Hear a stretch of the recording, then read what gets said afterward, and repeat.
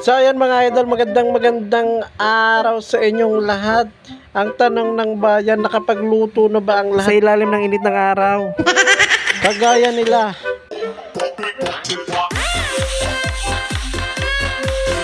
At ito pa. Ito pati yung vlog, oh. Grabe, galing talaga nung araw. At ito pa. Ito, kitang-kita natin na kaya niyang makaluto ng maling sukuan. At ito pa.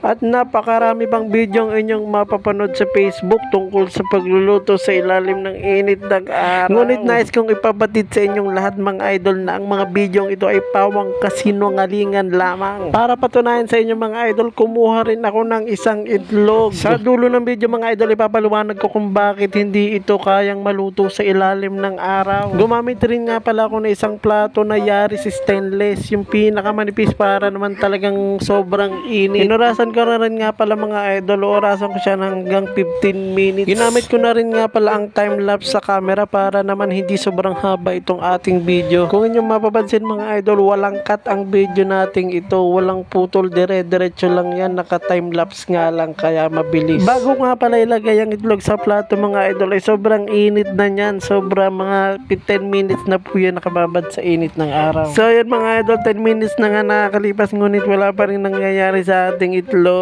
Habang naghihintay mga idol, chinek ko nga pala sa Google kung anong ating kasalukuyang temperatura dito sa Lipa City, Batangas. At ang sabi ni Google ngayon ay nasa 35 degrees Celsius ang init ngayon dito sa amin.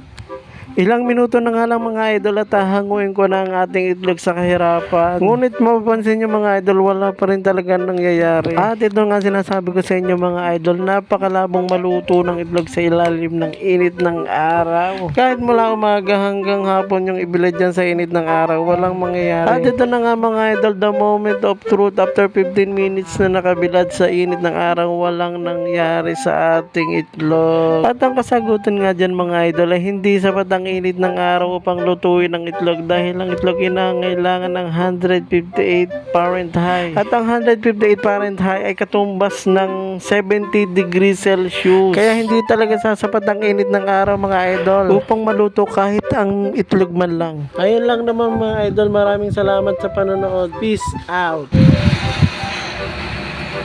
Huwag kalimutan mag-like at subscribe. Bye-bye.